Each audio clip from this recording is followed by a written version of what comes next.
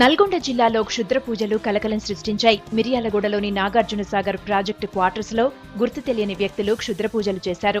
కాలనీలోని ఇళ్ల ముందు నిమ్మకాయలు, కుంకుమ, పసుపు పెట్టారు. ప్రతి ఆదివారం, గురువారం రాత్రి ఇలా నిమ్మకాయలు, పసుపు, కుంకుమ పెడుతున్నారని స్థానికులు చెబుతున్నారు. బయటకు రావాలంటేనే భయపడుతున్నామంటున్నారు. ఖమ్మం జిల్లాలో చోరీకి తెగబడ్డారు దొంగలు. సత్తుపల్లి మండలం కిష్టారం మెయిన్ రోడ్లో ఉన్న వైన్ షాప్ షట్టర్ తాళం పగలగొట్టారు. అందులో దాదాపు 2.5 లక్షల విలువైన మద్యం బాటిల్స్ ఎత్తుకెళ్లారని వైన్ షాప్ మేనేజర్ చెబుతున్నారు.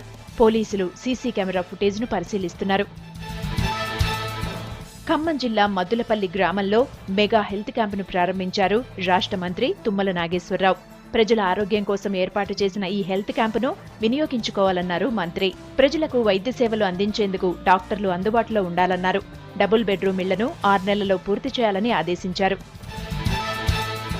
ఫేక్ ఓటర్ల అప్లికేషన్లు వరంగల్ అధికారులకు హెడ్ఏక్గా మారాయి. కొత్త ఓటు కోసం ఆన్లైన్లో అప్లై చేసుకున్న ఓ వ్యక్తి సినీ నటుడు అల్లు అర్జున్ పేరుతో ఓటర్ కార్డుకు అప్లై చేశాడు. ఖిలా వరంగల్ నుంచి ఈ అప్లికేషన్ వచ్చింది.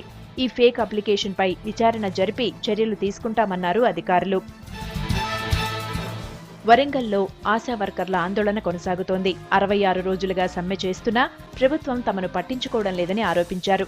డీఎంహెచ్ఓ ఆఫీసు ముందు 48 గంటల నిరవధిక ధర్నాకు దిగారు ఆశా వర్కర్లు. ఏళ్లుగా పనిచేస్తున్నా ప్రభుత్వం తమను గుర్తించడం లేదని సర్కారుకు వ్యతిరేకంగా నినాదాలు చేశారు. సొంత రాష్ట్రంలో తమకు న్యాయం జరగడం లేదని ఆరోపించారు ఆశా వర్కర్లు. ఫీజు రియంబర్స్మెంట్ కోసం కరీంనగర్ జిల్లా కలెక్టరేట్ ముందు ధర్నా చేశారు టీఎన్ఎస్ఎఫ్ నాయకులు.